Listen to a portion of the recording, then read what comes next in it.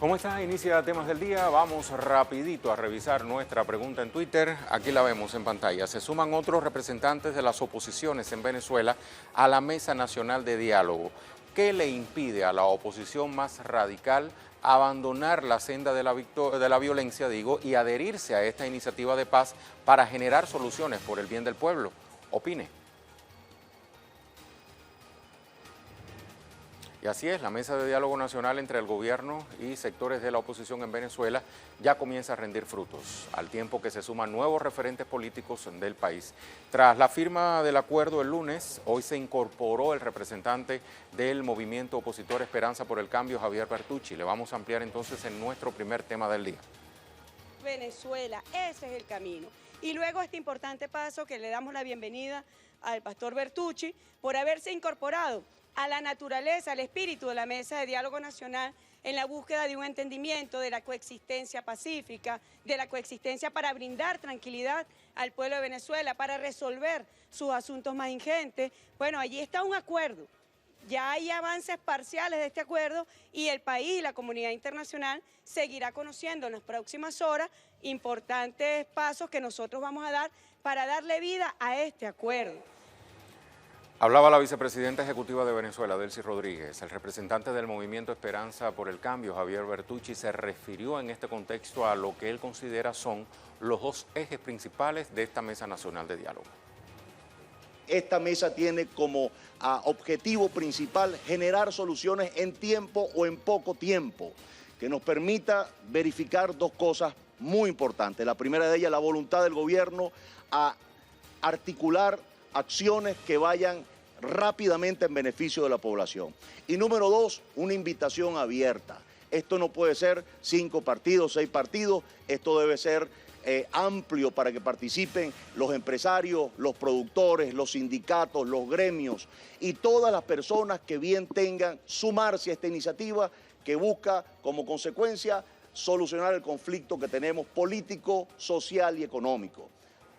Madeleine García, desde Caracas, nos tiene los pormenores. ¿Cómo estás, Madeleine? Estuviste en esta comparecencia de estos referentes políticos ante los medios. ¿En qué otros puntos ahondaron y cómo ha venido rindiendo sus frutos la recién instalada mesa de diálogo? Hola, Rey, te saludamos. Pues hay que primero decir quién es Javier Bertucci.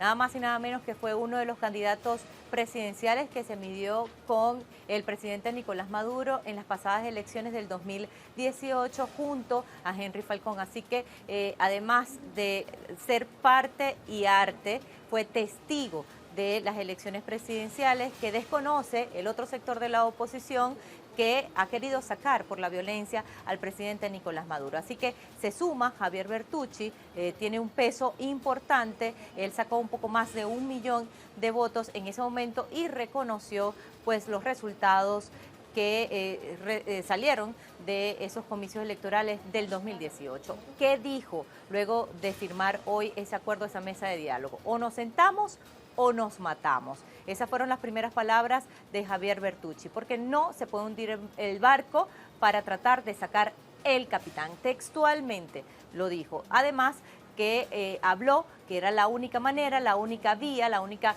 salida para poder dirimir las diferencias, el diálogo, las elecciones presidenciales, las elecciones parciales o las elecciones que continúan acá en Venezuela y que tratan precisamente de ir armando ese escenario electoral. Se habla de un nuevo Consejo Nacional Electoral, la incorporación de los diputados del chavismo a la Asamblea Nacional que permitan generar un quórum para elegir a los rectores y la liberación de los políticos que están presos en las cárceles acá en Venezuela por haber participado en varias acciones violentas en el país, la última de ellas el 30 de abril en el intento fallido, y precisamente uno de esos políticos fue liberado en el día de ayer. Se trata de Edgar Zambrano, primer vicepresidente de la Asamblea Nacional, y es un gesto por parte de esta mesa de diálogo que en el día de ayer,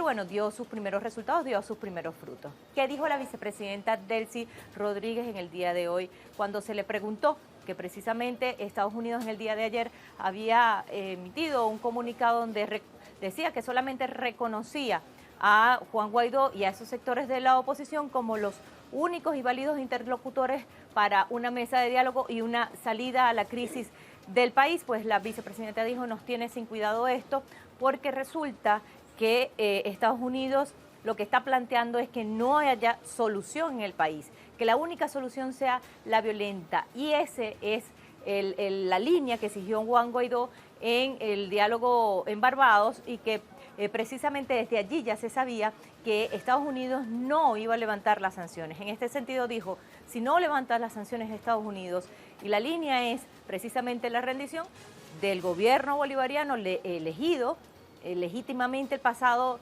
2018, pues lo que nos queda es sentarnos entre los factores de la oposición que quieren hablar y que sean las urnas en cualquiera de los casos que se presente acá en Venezuela las que decidan, pero primero es la unidad de todos los venezolanos. Así lo dijo la vicepresidenta. Y otro punto importante es que el gobierno espera que Estados Unidos recupere los canales diplomáticos y que se siente a negociar, que se siente a dialogar, porque no hay otra salida. Esto es lo que ha ocurrido en el día de hoy. Se espera que en las próximas horas haya más liberaciones y que la próxima semana o en las próximas horas también se incorporen los diputados del chavismo a la Asamblea Nacional. Rey. Excelente, Madeleine, muchísimas gracias. Hasta la próxima. Madeleine García, desde nuestra sala de noticias. Vamos a recordar cómo Jorge Rodríguez, vicepresidente de Comunicación, Cultura y Turismo, detalló el lunes pasado el contenido de los acuerdos parciales que fueron tomados en el seno de esta recién instalada mesa de diálogo. Se incorporarán a la Asamblea Nacional la fracción parlamentaria del Partido Socialista Unido de Venezuela, PSUV, y las fracciones aliadas del Gobierno Nacional. Atender con prontitud y la urgencia del caso, la nueva conformación del Centro Nacional Electoral y las garantías electorales que deben acompañar los procesos de votación. Exhortar al sistema de justicia mediante la Comisión de la Verdad para que acuerde medidas de solución de privación de libertad en aquellos casos en los que el ordenamiento jurídico venezolano así lo permita. En Unión Nacional reafirmamos y defendemos los históricos derechos legítimos de Venezuela sobre la Guyana Esequiba, mediante la negociación política tal como lo contempla el Acuerdo de Ginebra de 1966, único instrumento jurídico válido en los acuerdos de las Naciones Unidas. Rechazar la aplicación de sanciones económicas contra el país, violatorias del derecho internacional, y exigir el inmediato levantamiento de las mismas. Proponer que se instrumente el programa de intercambio de petróleo por alimentos, medicamentos e insumos para servicios básicos, en concordancia con los mecanismos técnicos existentes en el sistema de Naciones Unidas. Vamos a revisar ahora reacciones internacionales. Mediante un comunicado, la Alianza Bolivariana para los Pueblos de Nuestra América, Tratado de Comercio de los Pueblos, ALBA-TCP, celebró la conformación de la Mesa Nacional de Diálogo. Los países del ALBA-TCP, opuestos al intervencionismo y a la guerra, en pro de la preservación y el restablecimiento de la paz y de la autodeterminación de los pueblos, destacan que dicho acuerdo se efectúa sobre la base del respeto a los principios establecidos en la Carta de las Naciones Unidas y al cumplimiento de garantizar nuestra región como zona de paz. La búsqueda de la paz es una lección de democracia y civismo que se desarrolla a pesar de la presión internacional y las amenazas que sobre Venezuela se ciernen por parte de los enemigos de los gobiernos progresistas. Los hermanos venezolanos vuelven a optar por el camino de la paz y el diálogo sin injerencias extranjeras.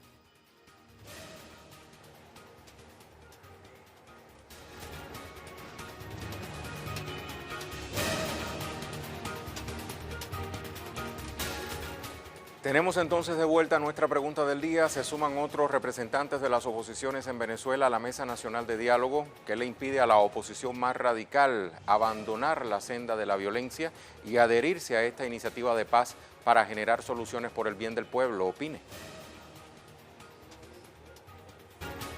El Senado argentino discute el proyecto de ley de emergencia alimentaria tras la media sanción que ya recibió por parte de la Cámara de Diputados, mientras el Sindicato de Docentes del país convoca un paro nacional y jornada de luto para este jueves. En nuestro segundo tema del día le vamos a contar por qué.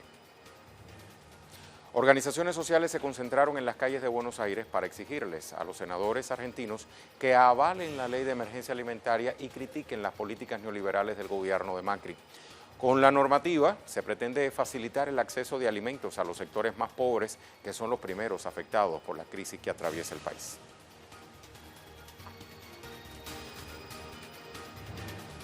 A Buenos Aires nos vamos con Edgardo Esteban para que nos actualice. Saludos, Edgardo. Cuéntanos. Te saludo y saludamos a la audiencia de Telesur. Y se está debatiendo en el recinto de la Cámara de Senadores una ley de emergencia alimentaria ya aprobada por la Cámara de Diputados y que se aguarda con expectativa por parte de los movimientos sociales que se encuentran en las afueras del Congreso de la Nación. Una ley que va a dar por 102 días soluciones al corto plazo, es decir, paliativos para aquella situación de dificultades, de hambre que está teniendo gran parte de la población argentina a partir de las políticas neoliberales implementadas por el gobierno de Mauricio Macri. Expectativa en lo que significa esta jornada que también generó la presencia de los movimientos sociales aguardando un debate que va a ser corto en lo que significan los tiempos, pero que también plantea esa necesidad de buscar una aprobación para que el gobierno tenga esos subsidios y que se pueda dar esos refuerzos en los platos de comidas, que en muchos casos es el único que se tiene por día. Expectativa entonces lo que significa esta jornada que marca una ley en un momento de transición en lo que significa la democracia de la República Argentina. Faltan 39 días para las elecciones presidenciales de octubre próximo, pero que también marca el fin de un ciclo que es duramente cuestionado y que ha marcado un fracaso, como son las políticas económicas y sociales implementadas por el gobierno Mauricio Macri y que se vieron visibilizadas a lo largo de este tiempo en las calles, como esta jornada que de alguna forma va a ser de celebración a partir de la aprobación de la ley de emergencia alimentaria que tanto reclamaban los movimientos sociales. Muchas gracias, Edgardo. Vamos a recordar qué se busca con la puesta en vigor de la Ley de Emergencia Alimentaria en la Argentina. Esta ley busca incrementar los insumos en comedores voluntarios y escolares de todo el país. Para eso establece un aumento mínimo del 50% para partidas presupuestarias correspondientes a políticas nacionales de alimentación. Dispone la prórroga de la emergencia hasta el 31 de diciembre de 2022.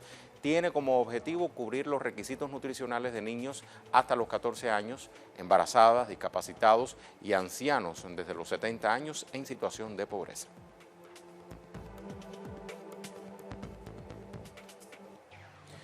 El gremio de educadores en Argentina, en paralelo, anunció una jornada de luto y paro nacional de 24 horas para este jueves tras la muerte de 2 docentes en la provincia patagónica de Chubut en un accidente de tránsito. El suceso ocurrió la noche del martes. Las víctimas, identificadas como Jorgelina Ruiz Díaz y María Cristina Aguilar, regresaban a la ciudad de Comodoro Rivadavia tras participar en una movilización en Rawson para exigir el pago de salarios adeudados. Hasta el momento, las autoridades desconocen los motivos del siniestro.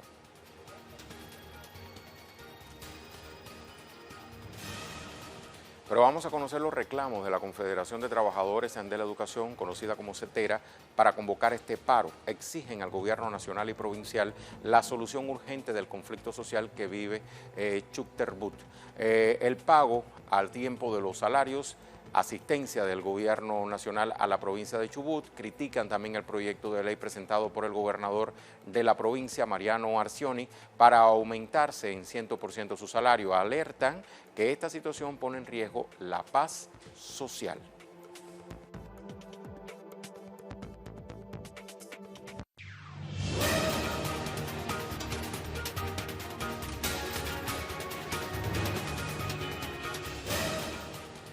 Y le hablamos ahora de otros temas que también son noticias este miércoles. Revisamos las cuentas Twitter de nuestros corresponsales. Hernán Tobar dice: un preocupante panorama se focaliza sobre los maestros en Colombia. Ante la reciente amenaza por parte de los grupos paramilitares, también se conoce que durante el año han sido asesinados 10 y amenazados a más de 720 docentes en el país. Vamos ahora a México. Eduardo Martínez se compromete, FGR, o sea, la Fiscalía General de la República, a reconstruir la investigación sobre la desaparición forzada de los 43 normalistas de Ayotzinapa. Hoy los padres se reunieron con el titular de la institución para conocer de primera mano los trabajos que realiza en esta nueva etapa del caso. Estados Unidos Aquí tenemos a Jorge Gestoso. General Motors despedirá temporalmente a 1.500 trabajadores en Canadá al continuar en Estados Unidos el tercer día de huelga de unos 50.000 empleados que reclaman salarios justos y seguro médico adecuado. Los detalles en temas del día, como bien anuncia nuestro compañero Jorge Gestoso.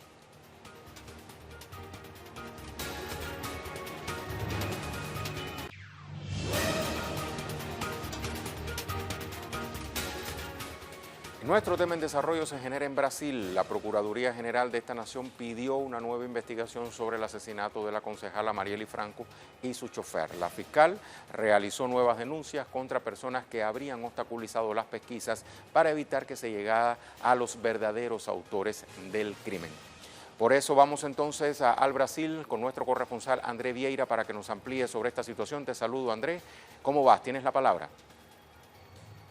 Hola, sí, Rey, saludos a ti, saludos a nuestra audiencia aquí de Temas del Día. Efectivamente, Rey, una nueva investigación se dará curso ahora con esta nueva denuncia de la fiscal general que salió ahora Raquel Dodge, que dejó el cargo, el puesto de fiscal general aquí de Brasil, y en su salida intentó primero federalizar el caso de Mariely Franco. Recordemos que las investigaciones están bajo el control de la Policía Civil de Río de Janeiro, pero ella intentó federalizar este caso, pero una denuncia muy importante que realizó Raquel Dodge antes de salir de su cargo de fiscal general fue la denuncia contra Domingos Brazão, un exdiputado aquí de Río de Janeiro, una figura muy conocida porque era líder del PMDB, el mismo partido del expresidente golpista Michel Temer, un aliado histórico del expresidente Michel Temer, de todo este grupo que han practicado el golpe de Estado contra la presidenta Dilma Rousseff. Así que él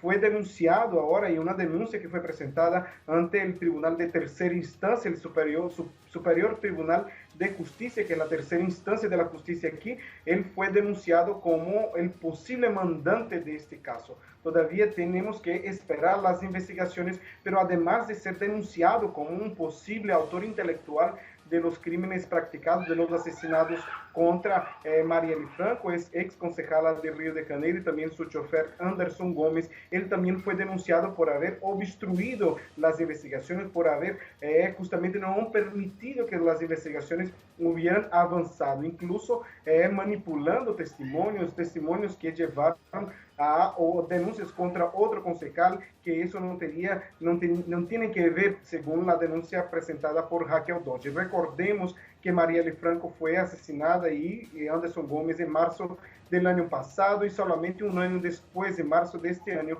que la policía presentó dos autores de este crimen bárbaro que llamó la atención de todo el mundo, que fueron presentados los autores materiales, las personas que ejecutaron el crimen, pero todavía se pregunta quién mandó a matar Mariely Franco y Anderson Gómez, una respuesta que todavía no fue respondida. Esperemos que ahora con este nuevo elemento de esas investigaciones denunciando Domingos Brazão, que también, además de ser del PMDB, una figura histórica de la derecha, aliada de la derecha en Río de Janeiro, también tiene denuncias que estaría involucrado directamente con los grupos que aquí en Brasil llamamos de milicia, que serían grupos paramilitares, incluso grupos paramilitares que son cercanos al presidente actual de Brasil, Jair Bolsonaro. Así que una denuncia muy importante en este momento, muy importante para la familia de Mariely Franco, que todavía espera saber quién fueron los autores, los que mandaron a matar Mariely Franco y Anderson Gómez, pero también una respuesta para toda la sociedad brasileña, para el mundo, y principalmente para que crímenes como estos practicados contra Mariely Franco, una defensora de los derechos humanos aquí de Brasil, no se repitan. Nosotros, por supuesto, Rey, estaremos muy pendientes de esa información que se genera desde aquí del gigante sudamericano. Rey. Te agradezco muchísimo, André. Hasta la próxima. André Vieira, directamente desde el gigante suramericano. Vamos entonces a nuestra pregunta del día. Tenemos respuestas, las revisamos aquí.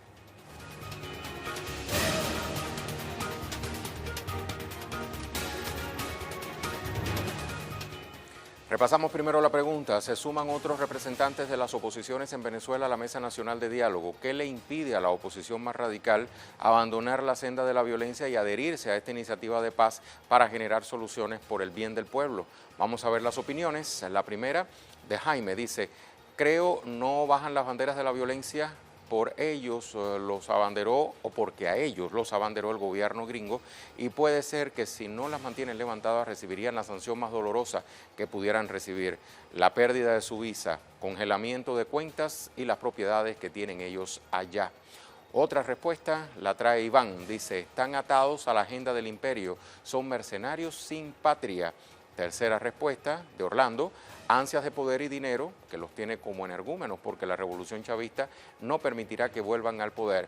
Ellos con el poder solo pactan para prohibir el libre pensamiento, como con el Pacto de Punto Fijo en 1958, que prohibieron al Partido Comunista en la política. Y una cuarta respuesta, la de Miguel: la oposición más radical de Venezuela no se une al diálogo porque ellos piensan es en volver al pasado, ofertando al país, someter al pueblo a los dictámenes del FMI y de Estados Unidos, robarse el erario público y acabar con la libertad del pueblo venezolano y su democracia.